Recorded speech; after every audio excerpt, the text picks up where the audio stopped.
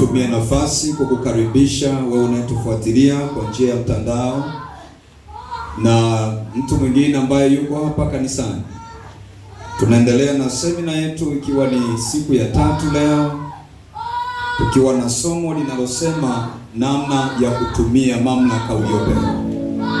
Kwa hivyo natumia nafasi hii kukaribisha kila mmoja ili tuweze kujengwa kupitia neno la Mungu. Karibu sana na jisikie huru kufuatana nasi. Amen.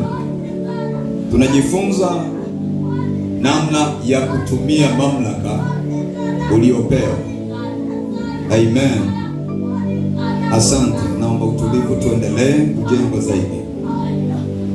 Tunajifunza namna ya kutumia mamlaka uliyopewa. Na tutasoma katika kitabu kile cha Efeso, ile sura ile ya 6. Tutasoma mstari wa 10. Maandiko yanasema, hatimaye mzidi kuwa hodari katika Bwana na katika uweza wa nguvu zake. Vaeni silaha zote za Mungu mpate kuweza kuzipinga hila za shetani.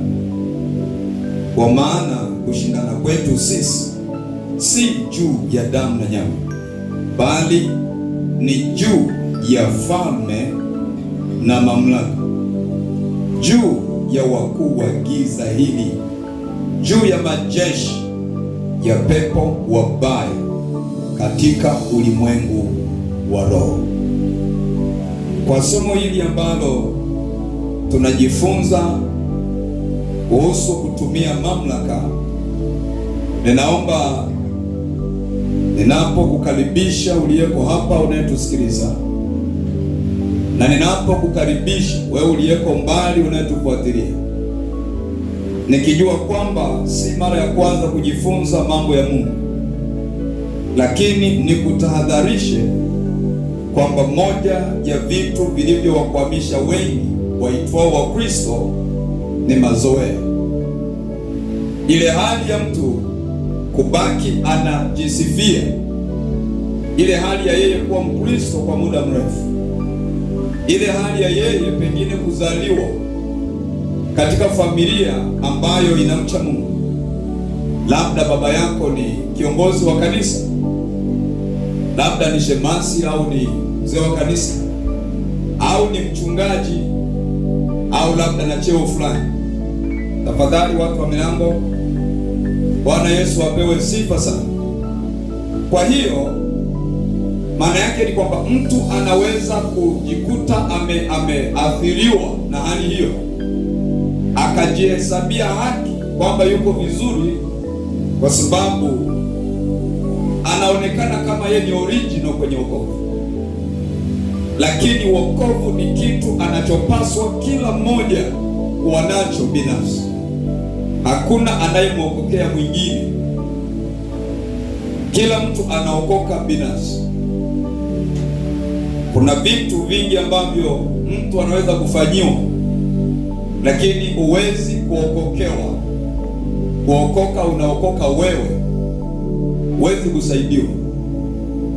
Na ndiyo maana kwa Mungu, jambo ambalo linakupasa uwajibike kwalo, inabidi ufanye hivyo. Hakuna namna, wala hakuna hela ya kumlipa Mungu kwamba yameisha. Hapana. Kama ukikutwa na dhambi, inabidi utubu, basi hamna namna nyingine. Wala uweze kusema mimi nitakuwa, kwa kuwa mimi nina hela nyingi, labda Mungu atanisamehe, au labda zitamshitua Mungu. Hapana, maana yeye ndiye muumbaji wa vitu vyote. Kwa tunapojifunza kwa habari ya kutumia mamlaka, ninaomba jambo hili ulichukue kama jambo jipya, ikiwezekana uwe kama ukuwahi kusikia, ili usikie kwa upya, alafu lipate nafasi ndani yako liweze kufanyiwa kazi. Ninapata uchungu sana, maana najua kanisa ni la muda mrefu mno. Tangu Yesu ameliacha kanisa, akamwambia Petro, juu ya mwamba huu nitalijenga kanisa, na milango ya kuzimu haitalishinda. Hayo maelezo Yesu aliyazungumza, na alikuwa amezungumza akimaanisha kwamba anaacha kanisa ambalo anaamini kwamba litakuwa imara.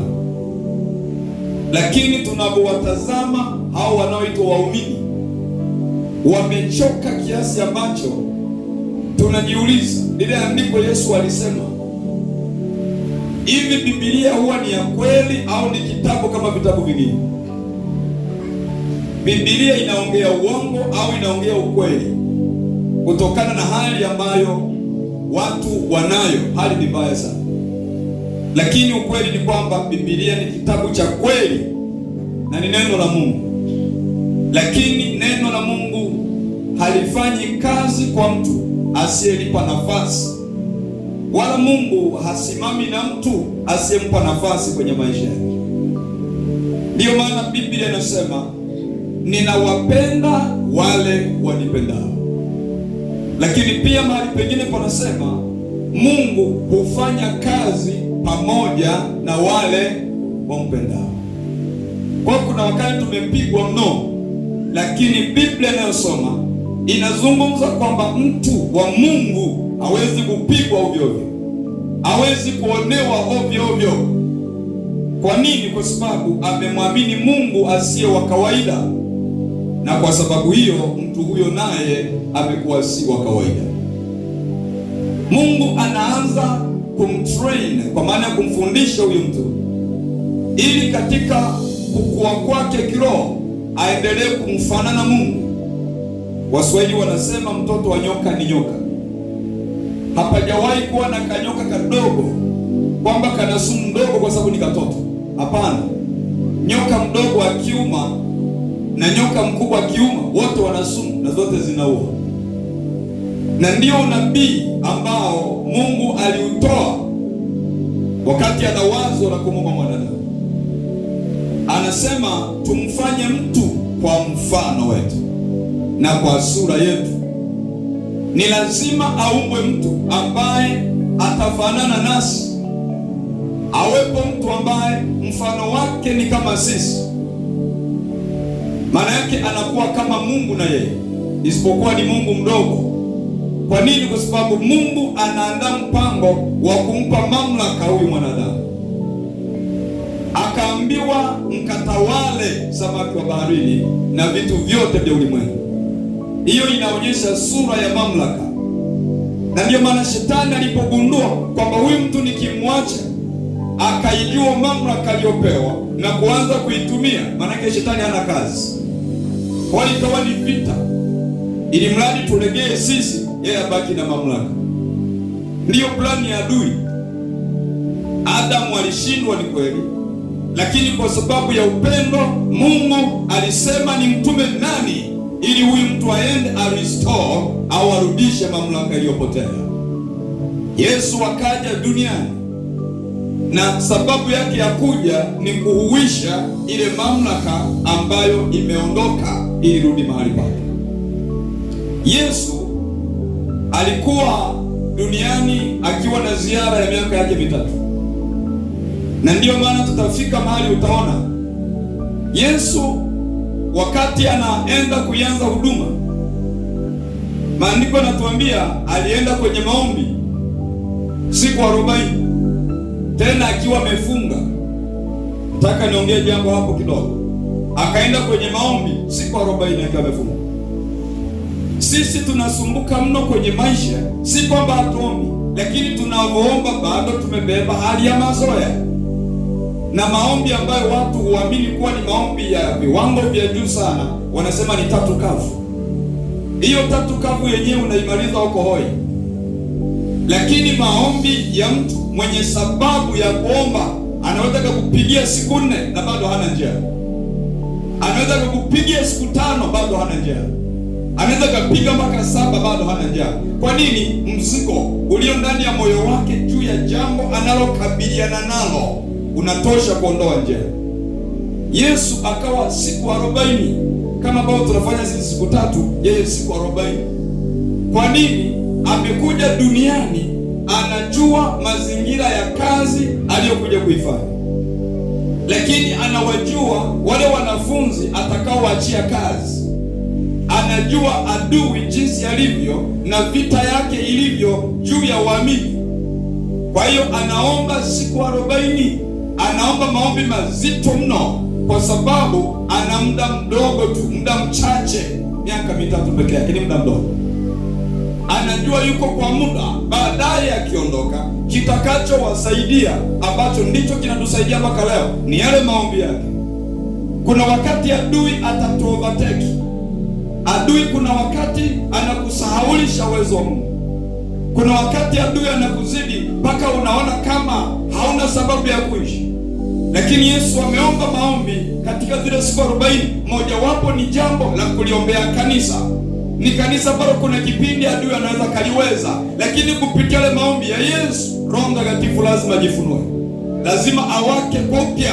Na kila aliye na sikio, Yesu anasema kupitia ufunuo, kila aliye na sikio ni lazima alisikie neno hili ambalo Roho ayaambia makanisa. Neno lenyewe ni hili: know how to use authority, kujua jinsi ya kutumia mamlaka. Tazame mwenzako usoni, mwambie jiandae na ujifunze kutumia mamlaka. Bwana Yesu apewe sifa sana. Kwa shetani alikuwa na mkakati wa kuhakikisha kwamba anafanya mapinduzi ya kumwondoa mwanadamu katika nafasi yake, ili iwe aibu mwanzo mwisho. Kwa hiyo basi, kupitia somo hili na sisi tunajiandaa kufanya mapinduzi. Mahali ambapo shetani amesimamisha mamlaka yake, lazima mamlaka yake tuiangushe, tuweke mamlaka yetu. Nani aliye tayari pamoja nami? Shangilie Bwana kwa makofi. Hapa lazima tubadilishe sura, sio zile sura tulizokuwa nazo siku zote. Kila mmoja awe askari, kila mmoja ajue namna kusimama mbele ya adui. Lazima aliyetuovertake tumovertake leo. Aliyesimamisha mamlaka eneo letu ni lazima tumpindue, na kwa bahati nzuri uwezo wa kumpindua tunao, maana hautoki ndani yetu. Tunaye Yesu. Amesema, tazama mimi niko pamoja nanyi. Kwa hiyo yuko pamoja nasi. Shetani aliyedhani atatuweza, hapana, Yesu yuko pamoja nasi. Haleluya. Kwa hiyo ni muhimu sana Mkristo ahakikishe anafahamu mamlaka aliyopewa. Asiye na mamlaka ajue kwa nini hana, alafu achukue hatua. Hakuna kitu kibaya kama mtu ataishi bila mamlaka. Na kwa marudio kidogo, mwingine hajakuwepo, niseme mamlaka ni nguvu halali ya kisheria inayotoka kwa Mungu, inayomwezesha Mkristo kushinda nguvu za giza ili kuenenda katika ushindi na kutekeleza matakwa ya Mungu duniani. Ni uwezo wa kisheria, sio kitu tunazungumza tu, sio maneno tu. Natamani niwe na mtu anayenisikiliza ambaye haishi tu kuwa Mkristo, haishi tu kuwa mlokole. Na hii ndio shida, nimekutana na wengi, watu wengi wenye mizigo mizito. Kimuuliza ana wokovu wa muda mrefu tu, lakini amezidi kuwa hoi. Lazima tukatae hali hizo. Bwana asifiwe sana. Ili kuwe na tofauti, mtu aliyeokoka yukoje na asiyeokoka yukoje. Hatuwezi kuonewa sisi, hatuwezi kunyang'anywa vitu vyetu. Hapo tunaendelea kulia tu, mimi namwachia Mungu. Hapana, Mungu anataka aone tunatumia mamlaka tuliyopewa. Haiwezekani Mungu akupe mamlaka halafu unamngoja tena Mungu aje akusaidie. Wala sio vibaya kusaidiwa na Mungu, lakini tunaangalia nyakati. Ziko nyakati ambazo watu walikuwa wanamuita Mungu, anakuja kuwapigania, anasema nitakupigania na utanyamaza kimya. Ziko nyakati, lakini Yesu tangu amekuja ametupa mamlaka ili tuitumie wakati huu. Tunaitumia mamlaka tuliyopewa. Bwana Yesu apewe sifa sana. Kwa hiyo nilikupa mfano nikasema, askari anaweza kuwa dhaifu wa mwili, anaweza kuwa dhaifu kimtazamo, lakini kwa sababu ya mamlaka aliyo nayo anakuambia uko chini ya ulinzi na inabidi utii. Sio kwa sababu ya yoyote, mamlaka aliyobeba, ile mamlaka aliyobeba. Na ukimgomea, maana yake umegomea mamlaka iliyomtuma. Kwa hiyo sasa, ili tuweze kuendelea, ziko point, mambo kadhaa ambayo unaweza kuyazingatia ili uweze kutumia mamlaka. Haleluya. Moja, nilikwambia hivi, fahamu au tambua chanzo cha mamlaka ulionayo. Mamlaka hii kama ilivyoandikwa katika Luka sura ya 10 mstari wa 19, anasema nimewapa amri au nawapa amri ya kukanyaga nyoka na nge. Maana yake chanzo cha mamlaka hii ni kutoka kwa Kristo. Yesu ndiye provider, ndiyo mtoaji wa mamlaka hii. Kwa ujue kwamba mamlaka tunayotumia sio mamlaka niliyopewa na mjomba, ni mamlaka itokayo juu kwa Yesu Kristo aliye hai. Haleluya! Ufahamu wa namna hii utakupatia ujasiri wakati wa mapambano ya ana kwa ana baina yako na adui. Ufahamu huu wa kwamba mamlaka niliyo nayo nimeipata kwa Kristo, ufahamu huu utakupa ujasiri wakati wa mapambano ya ana kwa ana kati yako na adui. Unajua, watu wengi wamepigana na adui, lakini si wengi waliokutana na vita ya ana kwa ana baina yao na adui. Wengi wakipata vita ya ana kwa ana na adui, wengi wanaishia kukimbia. Sidhani wangapi watasimama. Unajua, Goliath tunayemtolea mfano, ambaye alienda kupambana na Daudi, akajikuta Daudi naye ni mtu anayemjua Mungu na amebeba mamlaka na anajua alikoitoa. Kwa hiyo Daudi anapomwona Goliath hashtuki kwa sababu ya namna linavyoonekana, haogopi kwa sababu ya silaha alionayo Goliath. Daudi anajua mamlaka alionayo, halafu anajua ameipata kwa nani. Kwa hiyo ile mamlaka, ule ufahamu kwamba mamlaka niliyo nayo nimeipata kwa Bwana, ilimpatia ujasiri wakati wa mapambano ya ana kwa ana baina yake na Goliath. Goliath hakuwa Goliath wa fikra, alikuwa Goliath live anayeonekana. Daudi akitaka kuangalia Goliath na silaha gani, aliweza kuiona. Kwa hiyo ilikuwa kitu cha kuambiwa, kilikuwa kitu kinachoonekana. Na vitisho vya Goliath vilikuwa si vya kuambiwa, Daudi alikuwa anavijua. Sasa wale watu wote waliomwogopa Goliath hawakumwambukiza uoga Daudi. Kwa nini? Kwa sababu anajijua ni nani na mamlaka aliyonayo na ameipata kwa nani. Kitu mojawapo kitakachokusaidia ni kufahamu chanzo cha mamlaka ulionayo, lakini pia kumfahamu aliyekupa mamlaka hiyo. Daudi akiwa na silaha ndogo tu, maandiko yanasema akaokota mawe 5 akayaweka kwenye kimfuko alichokuwa anavaa kifuani. Mawe 5 tena laini, ni mawe yenye utelezi, maana ameyaokota kwenye mto. Hayo ndio anaichukua mawe 5, halafu jiwe mojawapo ndilo linakaa kwenye kombe. Anajua silaha ni dhaifu na lile jiwe ni la kawaida kwa jitu lenyewe ukilitazama, lakini analikabili kwa mamlaka. Na walirushiana maneno, kila mmoja na tamba, kama ambavyo leo timu zinapotaka kupambana huwa zinatamba. Na wao walitamba, Daudi alitamba na Goliath alitamba, kila mmoja alitamba. Huyo akasema, ninyi mmenidharau. Hayo ni matusi, mnanileteaje mtu wa namna hii? Ni Goliath linatamba. Sasa huyu mbona hata sioni hata kwa kupiga? Daudi kanasema, usinitishe, siogopi marungu yako, siogopi mikuki yako, siogopi chochote. Silaha nilionayo inakuweza, maana mimi nakujia kwa jina la Bwana wa majeshi. Bwana Yesu asifiwe. Wakati wengine wanawaza kuhalisha mpaka wanasema hivi huyu Daudi anajipenda, lakini Daudi anajielewa vizuri. Kwa kombeo alimuua Goliath, na kifo cha Goliath kinatokana na ujasiri aliokuwa nao Daudi, na kwa sababu pia alikuwa anamjua Bwana aliyempa mamlaka. Kwa hiyo katika kipengele hiki inaonyesha kuna Wakristo wengi ambao hawana ufahamu wa kutosha juu ya chanzo cha mamlaka walionayo, lakini pia hawana ufahamu wa kutosha juu ya huyo ambaye wangepata mamlaka kwake. Si wengi wanaomjua Kristo, maana kumjua Kristo sio kusikia habari za Kristo. Kumjua Kristo ni kuwa naye maishani. Bwana Yesu apewe sifa sana. Na yeye kwa mujibu wa Mathayo 28:18 alipewa mamlaka mbinguni na duniani, na kwa mamlaka aliyopewa akatuagiza Anasema enendeni mkawafanye mataifa kwa wanafunzi, mkawabatize kwa jina la Baba na Mwana na Roho Mtakatifu, mkawafunze kuyashika yote niliyowaamuru.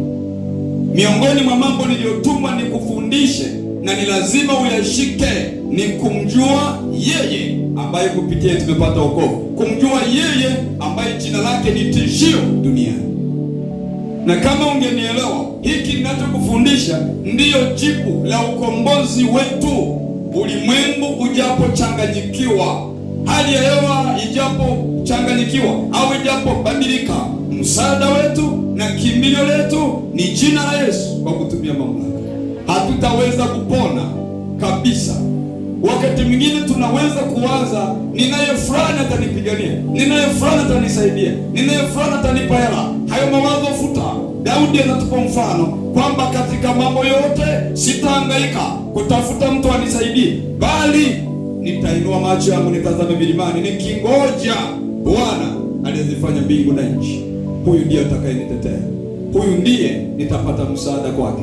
Mungu anapenda mtu ambaye akili yake imejituni kumngojea yeye zaidi ya watu.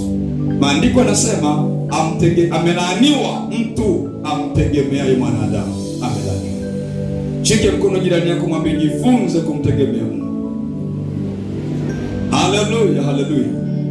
Hata tunapofanya biashara, kuna watu wengine wanatamani kutembelea mgongoni kwa mtu. Kama ni hivyo, jipe muda, lakini baada ya hapo tamani kujitegemea mwenyewe.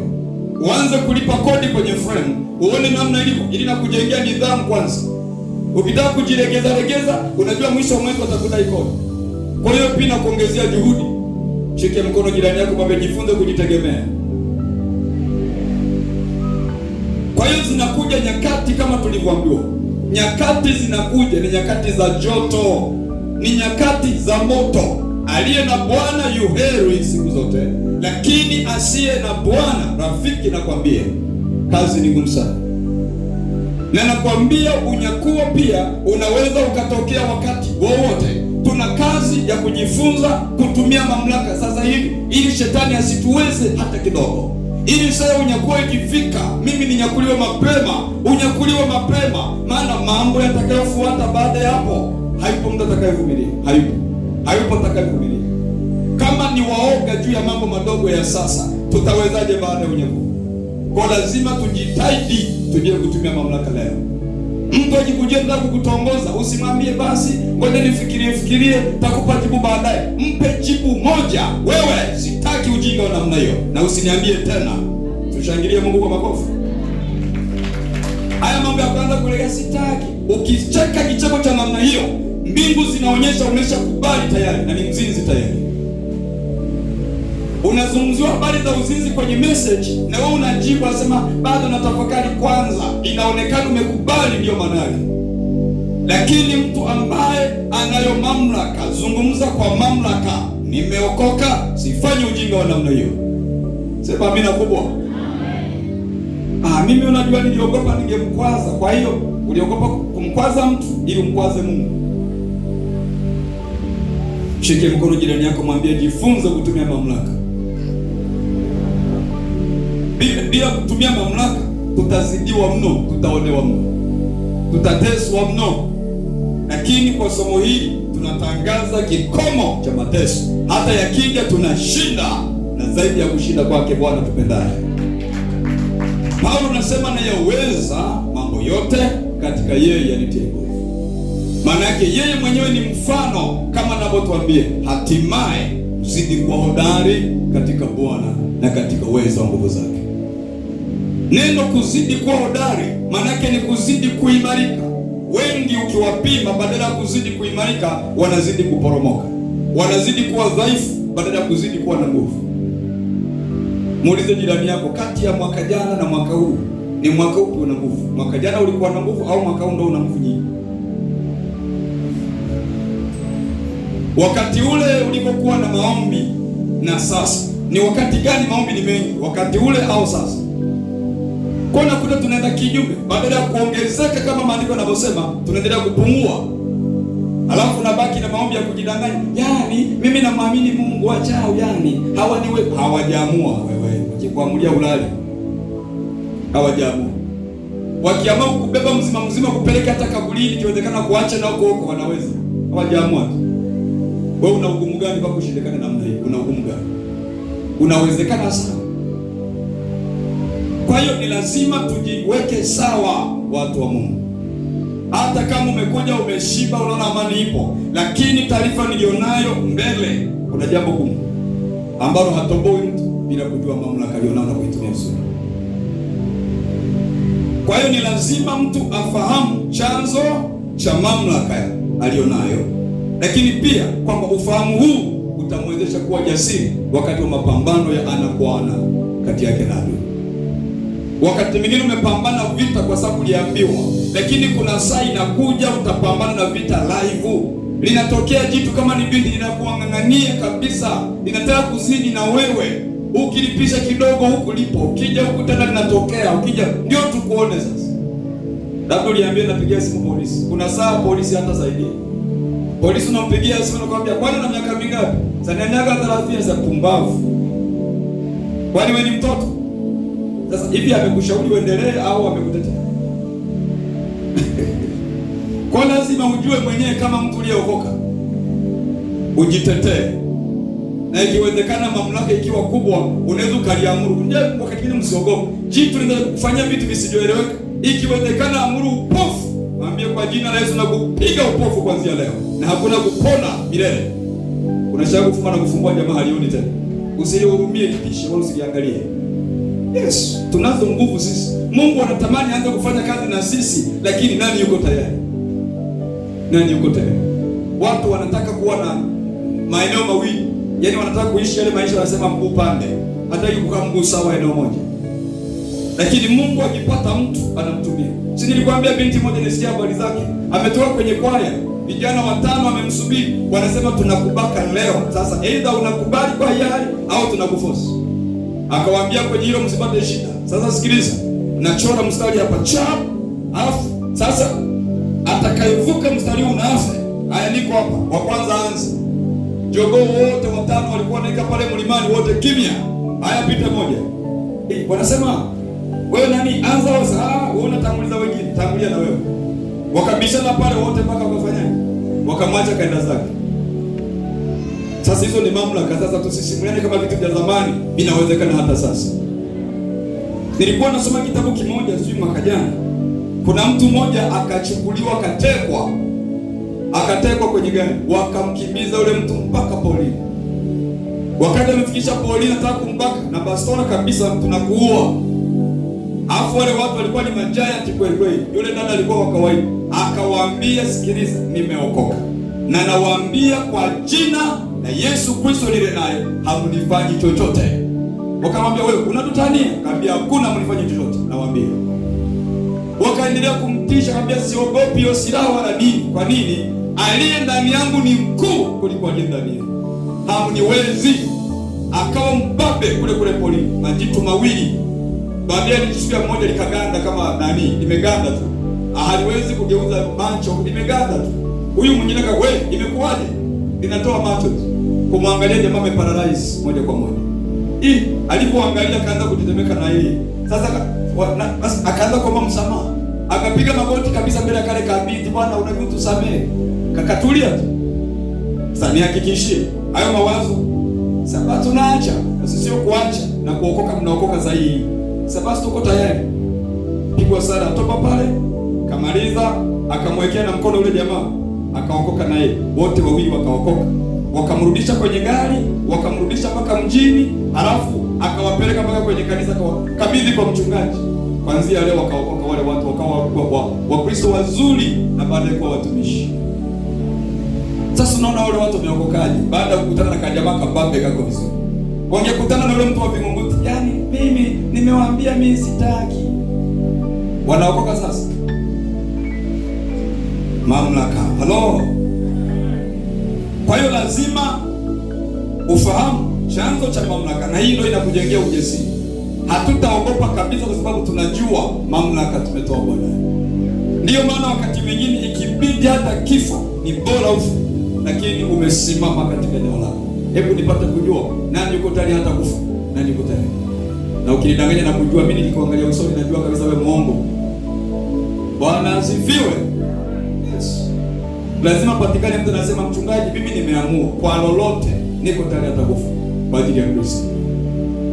Yesu anafanya kazi kwa watu wa namna hiyo. Ukiona vitu vingine uweze, usijenge hata imani bure. Ujenge imani kama ikibidi uko tayari kufa. Useme mimi sitafanya hivi, kama nakufa nife, lakini kama nitaishi niishi. Namna hiyo itakuwa njema sana. Kanuni ya pili, hakikisha umo ndani ya Yesu kikamilifu. Hakikisha umo ndani ya Yesu kikamilifu, na si mtu wa kuingia na kutoka uweponi mwake. Hakikisha umo ndani ya Yesu kikamilifu, na si mtu wa kuingia na kutoka uweponi mwake. Kuna tabia ya Wakristo kuingia na kutoka, wala watulii. Wana homa ya vipindi, imani zao zina muda. Wana vipindi ambavyo wako vizuri na wana vipindi ambavyo wanakuwa wabaya. Hata hapo wako waumini na wafahamu ambao kuna kipindi unaona huyu mtu yuko vizuri, lakini kuna kipindi ni mbaya mpaka uhitaji kumwona. Yaani ni mbaya kweli, akiwa mzuri ni mzuri kweli. Hayo maisha ukiwa nayo, mamlaka haifanyi kazi kwa mtu wa namna hiyo. Mungu anaruhusu mamlaka yake itumike ndani ya mtu anayeeleweka yuko upande gani. Kuna wimbo mmoja nimeusikia unasema, eleweka, huko upande gani? Eleweka. Kwa hiyo kuna watu wengine hawaeleweki. Sasa kama haueleweki, mamlaka ya Mungu haiwezi kufanya kazi ndani yako. Bwana Yesu apewe sifa. Bwana asifiwe. Hakikisha umo ndani ya Yesu kikamilifu, na si mtu wa kuingia na kutoka uweponi mwake. Kaa uweponi mwake, hata kama ni siku ya joto, kaa uweponi mwake. Usibadilishe wimbo wa waliookoka, wimbo wa washindi uendelee. Hata kama unaona vita inakuwa kali, imba wimbo wa washindi. Nafurahia sana kanuni za kijeshi. Hata kama maadui wanaongezeka, yeye anaendelea kupandisha morali zaidi. Wakristo ndivyo tunapaswa kufanya. Morali yako ipande hata kama adui anasogea. Bahati nzuri tuna mifano, kina Daudi walipandisha morali na baadaye walimuua nani?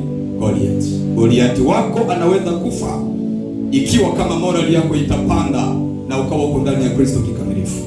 Haleluya. Mamlaka ya Mkristo inategemea kiwango cha mahusiano kati yako na Kristo.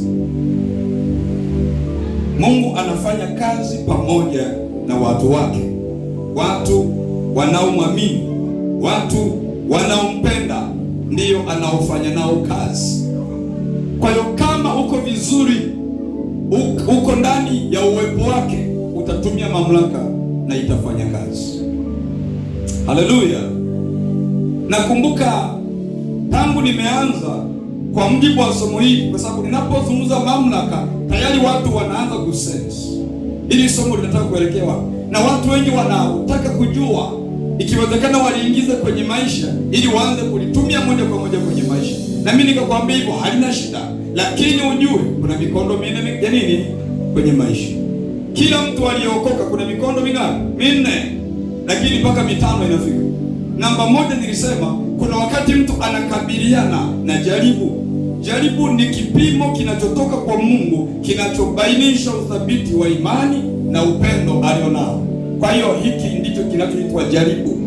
Lakini nikasema kuna kitu kinachoitwa janga. Janga ni kipindi cha hatari, wengine wanaita maafa. Ni kitisho, ni kipindi cha kitisho, kipindi cha hatari ambacho mtu anakutana nacho. Chenyewe kinaweza kutokana na hali ya hewa, kinaweza kutokana na mazingira, au kinaweza kujifunua kutokana na aina ya watu waliokuzunguka. Dawa ya janga ni tafsiri sahihi kwa mtu anayekabiliwa na hali hiyo. Ukikosa tafsiri sahihi, maana yake huwezi kupona. Na tafsiri sahihi inakujaje? Inategemea mkao wako na Mungu. Kama uko vizuri na Mungu, Mungu anaongea na wewe. Mungu anakupa akili ili upate tafsiri sahihi, halafu unaweza kukabiliana na janga lolote. Janga ni baya, lakini janga ukitafsiri vizuri ni fursa. Wakati wenzio wanalia, wewe unawatengenezea kitu kinachonyamazisha kilio cha watu. Sasa ukifanya hivyo, maana yake unapata nini? Unapata hela, unafanikiwa kimaisha. Lakini pia kuna wakati mwingine kuna mkondo mwingine, ni mkondo wa changamoto. Changamoto wengi wanafananisha na jaribu, lakini hapana. Changamoto ni jambo lolote ambalo linamweka mtu njia panda. Changamoto ikiingia kwa mtu aliyeokoka, ni lazima kae njia panda. Yaani anahangaika mchana, anahangaika na usiku, hajui niende niombewe, hajui niende kwa mganga wa kienyeji, yuko njia panda. Watu wa kanisani wanakuja wanakuambia njoo tuombe Mungu. Watu wanaojuana na wataalamu wanakuambia njoo tuende kwa mtaalamu. Si unajua yule ndugu yako pale alienda kwa mtaalamu, ukizubaa unakufa. Kwa hivyo unabaki njia panda. Hivi ni wasikiao au ni wasikiao? Sasa wa kanisani wakichelewa kidogo, hao wanaoamini mganga wanapata nguvu, kwa sababu uko njia panda, ni rahisi kukosea. Kwa hiyo sio jaribu, bali ni nini? Changamoto. Sasa changamoto ikija kwa mtu kama hana ufahamu, maana dawa ya changamoto sana sana ni maarifa. Maandiko yanazungumza katika Hosea sura ya 4 na ule mstari wa 6. Pale kuna watu wawili wanazungumzwa. Hosea sura ya 4 mstari wa 6.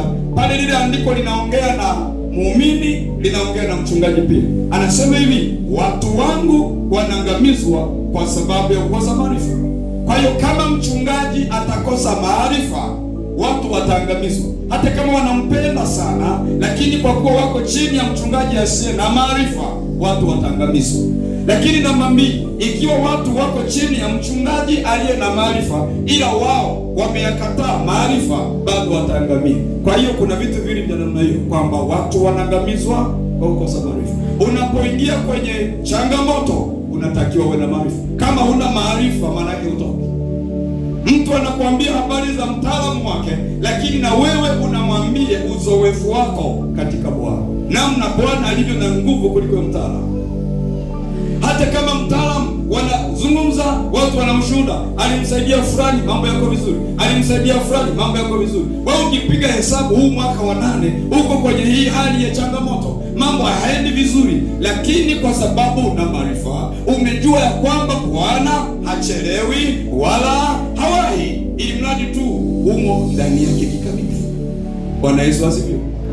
Mtu aliye na maarifa anaweza kumngojea Bwana, maana imeandikwa, bali wao wamngojeao Bwana watapata nguvu mpya. Kilichomsaidia pia Ayubu ni kwamba alikuwa na maarifa, alikuwa anajua kutafsiri pia mazingira, lakini alikuwa na maarifa kwa habari ya Mungu, na ndiyo maana hakuweka imani yake juu ya vitu alivyokuwa navyo. Alikuwa ni tajiri mwenye vitu vingi, lakini hajawahi kuviwekea imani akavitegemea kuliko Mungu. Hapana, alimtegemea Mungu, na ndiyo maana pamoja na vyote kuondoka na watoto kuondoka, amebaki mwenyewe pamoja na mke wake. Anamtambua Bwana, anasujudu kwake, anajua huyu ndiyo kushikamana naye, maana najua nilizaliwa bila kitu, na siku ya kwenda sitaondoka na chochote. Hivi ni vitu vya dunia.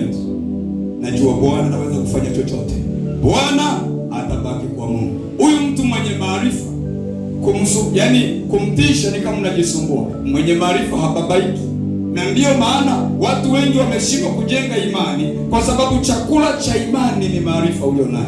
Kama maarifa hamna, imani haikai, maana haina msingi. Kwa msingi wa imani ni maarifa, na ndiyo maana imani inapaswa kujengwa juu ya msingi wa neno la Mungu, si juu ya maneno ya watu.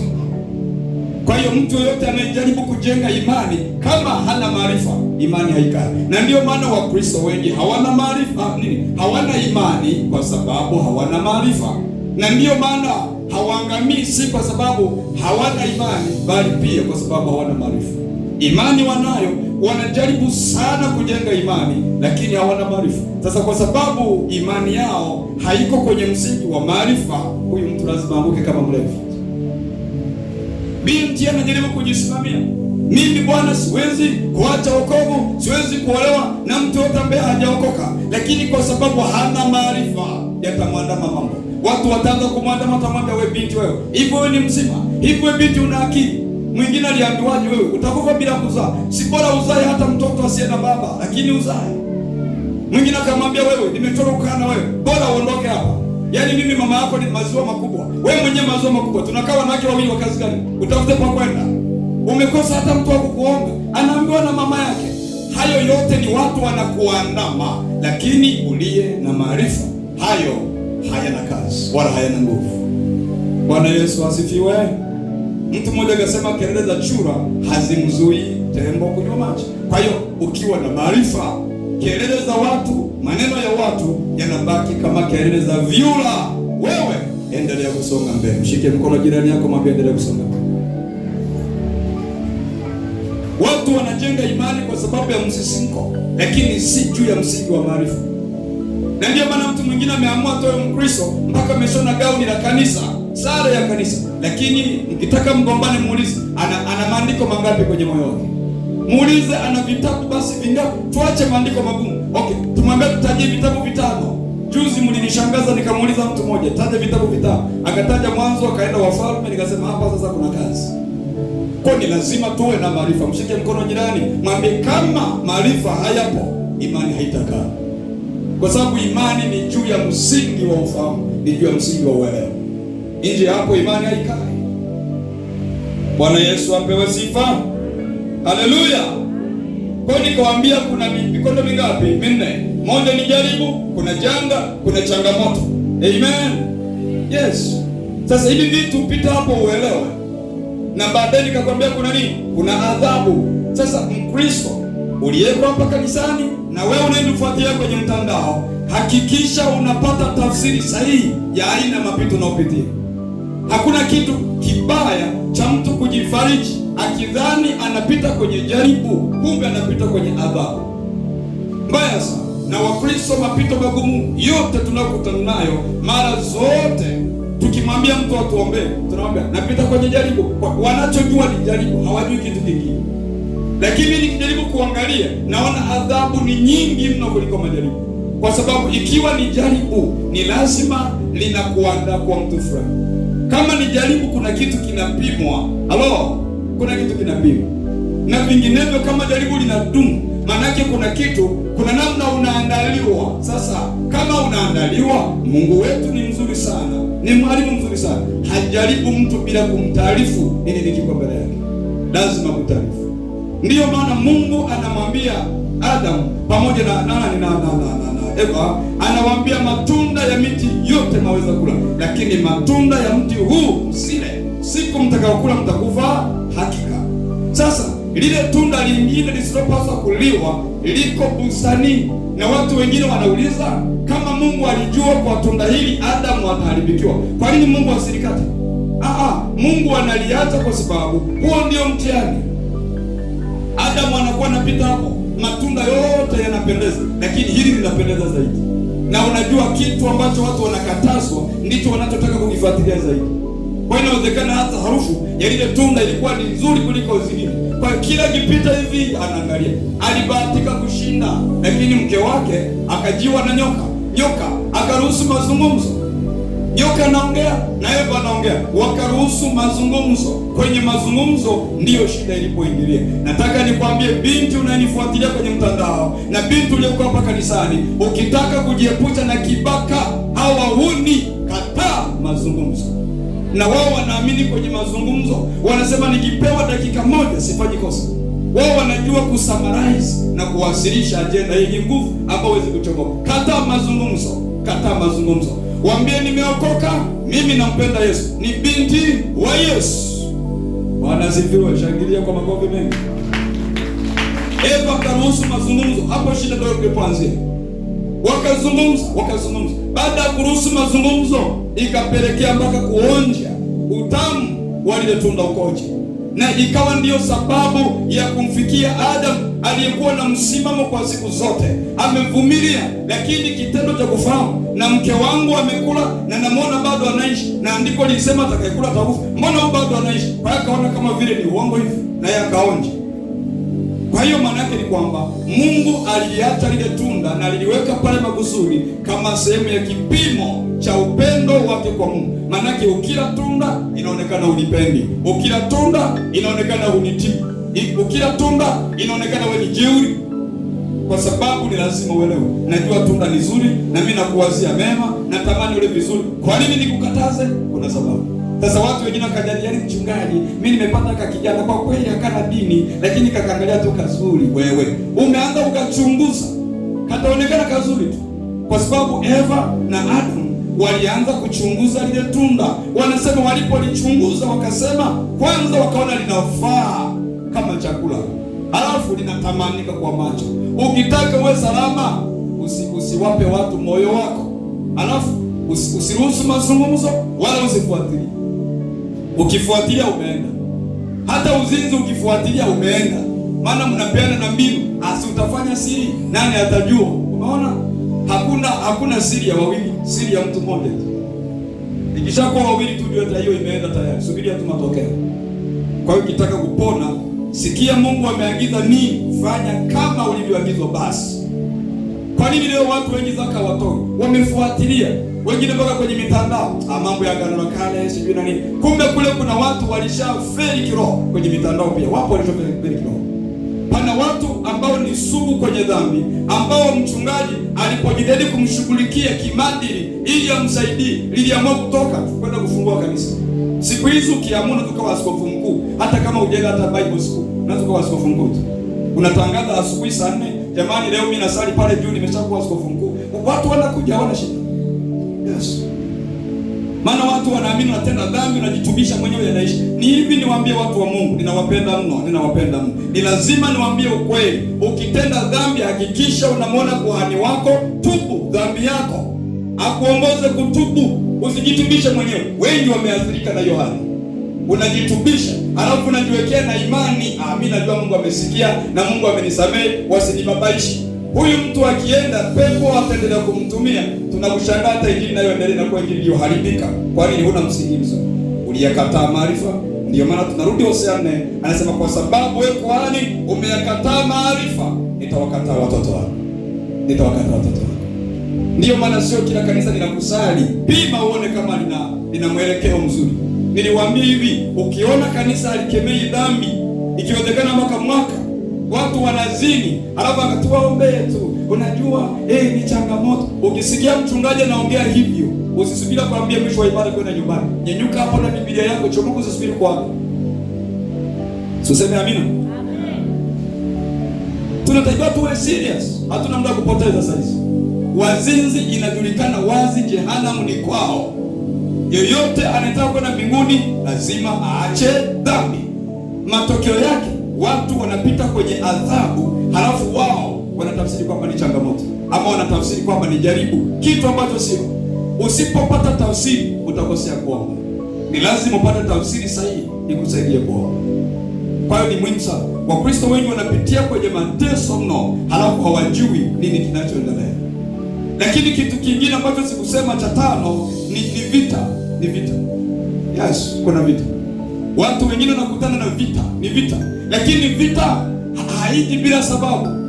Kule vijijini kuna miti mingi ya miembe ile. Unakuta mti una maembe, watu wanachukua vipande vya miti wanarusha. Watu wanachukua mawe wanarusha. Kwa nini wanapiga vita ule mti? Majani yanapokutika, kuna maembe yameonekana. Kama ni vita, wewe una nini? Una nini? Kama kuna vita, wewe una nini mpaka vita ikuandame? Kwa hiyo hakuna vita inayokuja bila sababu. Kama kuna vita, maana kuna sababu. Na kuna sababu mbili kwa nini kupigwa vita. Bwana Yesu apewe sifa. Sababu ya kwanza ni namna ulivyofanikiwa. Ukifanikiwa kiroho, shetani atakupiga vita ili huyu Yesu mwachie. Utapigwa vita ili huyu Yesu mwachie. Lakini ukifanikiwa pia kimwili, majirani zako wengine hawapendi. Sio majirani tu, hata ndugu zako wengine hawapendi. Kwa hiyo watakupiga vita. Sasa unakutana na mara umerogwa, mara vita unapigwa kwa sababu ya hela ulizona. Sasa wewe mwenzangu, hata 2000 yenyewe nikikwambia dharura huna. Alafu unaniambia una vita from where? Yenye ajenda gani? Kwa hiyo manake ni kwamba ukifanikiwa kiroho, shetani atakupiga vita, lengo lake umwachiwe Yesu. Utapigwa vita sana. Kile ukikaa hivyo unapigwa ili umwachie Yesu. Unaanza kuona kushindwa wewe, anakamata watoto, anapiga hao, au vinginevyo anapiga kazi. Unashangaa unapigwa huku, unapigwa huku, manake ni vita ili uache. Sasa usije ukachukua hiyo ukapeleka kwenye maisha. Wengi hapa sidhani kama wana vita. Sidhani kama kuna watu wana vita. Usije ukachukua sababu hii vita nimegundua sio. Wengi ni adhabu. Tazama mwenzako usoni, mwambie wengi ni adhabu. Vita, mfanikiwa kiroho. Shetani atakufuata, lengo lake tu umwachie Yesu.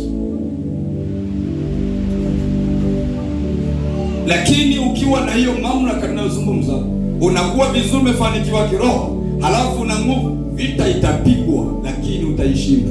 Kwa sababu hatusemi kwamba utafikia kiwango ambacho hupigwi vita tena. Vita utapigwa, lakini huogopi, kwa sababu mifumo ya ulinzi kwako itakuwa imeimarishwa. Maandiko yanasema kama vile milima izungukavyo Yerusalemu, ndivyo Bwana wazungukavyo watu wake. Sasa wewe mpaka Bwana kuzunguke namna hiyo, unadhani ni wa thamani kiasi gani kwa Bwana? Ni lazima ujitafakari. Kama kweli ni wa thamani, Bwana atakuzingira ili ulindwe. Vita itapigwa, lakini utakuwa salama. Hello. Sasa ninapomalizia, nikupe mfano mmoja. Katika Biblia kuna mtu mmoja alikuwa amefiwa na mume, na yule mtu alikuwa na madeni. Yule mtu akamwendea Elisha, akamwambia, mtumishi, mume wangu amekufa na mume wangu ameniachia madeni, na nilidhani labda nitalipa, lakini sasa hali ni mbaya na limetoka tangazo, wale wanaonidai wanataka wapeleke utumwani, na watoto wangu wanataka kuwachukua wapeleke utumwani. Nimefiwa na baba yao, kwa hiyo muda si mrefu na hao watoto niliobaki nao wanaondolewa. Msiba wa pili unanijia, lakini ninachokumbuka, mume wangu alikuwa mcha Mungu, na wewe unajua. Unaona, mume wangu alikuwa mcha Mungu na wewe unajua. Kwa hiyo anazungumza, anaeleza na mume wake alikuwa mcha Mungu, na hilo neno ndilo likawa na nguvu vizuri sana. Ni kweli watu wana madeni, ni kweli watu wana hatari, lakini anasema wajua kuwa mume wangu alikuwa mcha Mungu, alimtumikia Mungu na alikuwa mcha Mungu. Si tu kwamba ni mtumishi, bali ni mtumishi anayemcha Mungu. Sio mtumishi anaendeleza dini, bali ni mtumishi anayemcha Mungu. Kwa hiyo alipoongea hivyo, ndipo sasa Elisha akamwambia, una nini nyumbani mwako? Akamwambia, nina chupa ndogo ya mafuta. Sasa Elisha akifahamu kwamba huyu marehemu alikuwa ni mcha Mungu, manake ni familia iliyomheshimu Mungu, ni familia ambayo ilisimama katika Mungu wakati wote.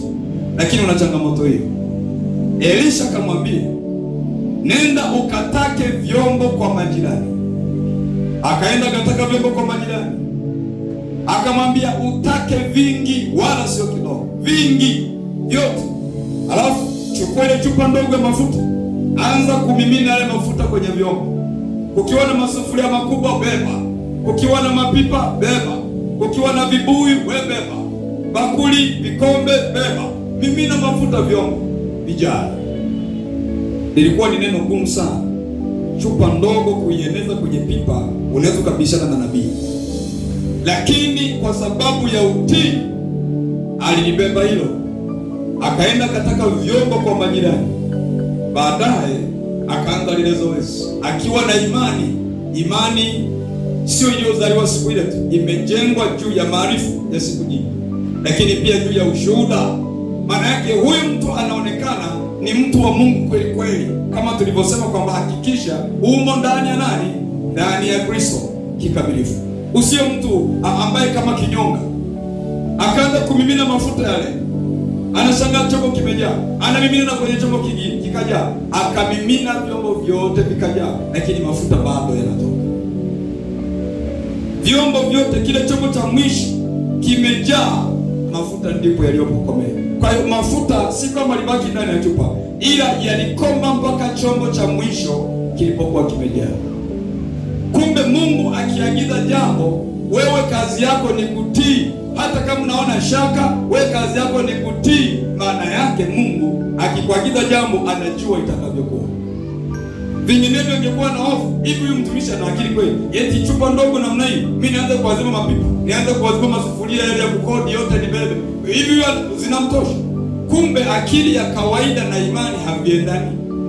Kwa hiyo akaanza kutii jambo hilo na akastukia chombo cha mwisho mafuta na mboga. Akarudisha ripoti, akamwambia vyombo vimejaa. Akamwambia mama, hongera, sasa nenda ukauze mafuta, ukalipe madeni yako yote, alafu hela inayobaki endeleza kwenye maisha yako. Akapata muujiza siku zile. Kwa hiyo waliowaza kumuuza na kuuza watoto wake hawawezi kumuuza tena, kwa sababu Mungu waliyemtegemea ameleta jawabu. Bwana asifiwe sana. Kilichokuwa kinamkabili kimepata jibu lake. Kwa hiyo yule mama akatatuliwa tatizo lililokuwa linamsumbua. Na huoni akimwambia yamenishinda, sasa ninaenda duniani. Huoni anamwambia yamenishinda, sasa naenda kudanga ili nipate hela kulipa deni. Hapana, anazungumza, mume wangu alikuwa mcha Mungu na unajua. Kwa hiyo anatafuta solution la kiroho, si tu kwa maneno, bali moyo wake umedhamiria na hauna upande wa pili. Unatarajia Mungu tu ndiye atakayemsaidia, na alikuwa na wazo kwamba kama Mungu usiponisaidia, maana yake sasa naenda kuaibika. Kwa namtegemea Mungu tu, sio unakuja na njia mbili. Ukitaka Mungu akusaidie, njoo na njia moja. Bwana Yesu asifiwe. Njoo na njia moja pekee yake, sio njia mbili. Kama ni njia mbili zote za kwa Mungu, sio vinginevyo. Hasa kuna watu wengine, hasa mchungaji, hili somo sasa limezidi kunichanganya. Ndio, nimechanganyikiwa kabisa. Ukiniambia umechanganyikiwa unanitisha, ujue Mungu hajaleta kitu cha kukuchanganya, analeta kitu cha kukutoa kwenye hali ya kuchanganyikiwa ili ujue uko wapi, ujue unaendaje. Hii ni jibu la Mungu kwamba anakufundisha njia unaopaswa kuiendea, na huu ndio ushauri unaopewa. Hairuhusiwi kuchanganyikiwa. Shike mkono jirani yako, mwambie usichanganyikiwe. Lakini kama utachanganyikiwa pia sioni ajabu, kwa sababu mwana mpotevu aliporudi nyumbani, kaka yake ambaye alikuwa hajapotea ndio ilikuwa zamu yake ya kupotea. Kwa hiyo sishangae wakati nampata mwana mpotevu mwingine ndio zamu yake ya kupotea. Na mimi sitajali, mimi nakaa kwenye mwelekeo, come back to the Lord. Mrudie Bwana. Shike mkono jirani yako, mwambie mrudie Bwana. Bwana Yesu asifiwe. Kwa hiyo ili tuweze kutumia mamlaka, kwa leo tumejifunza mambo mawili. Fahamu chanzo cha mamlaka ulionayo, lakini hakikisha umo ndani ya Yesu kikamilifu. Usikae njia panda, usikae mguu pande. Simama katika Kristo sawa sawa. Simama kwa miguu yako. Jesus.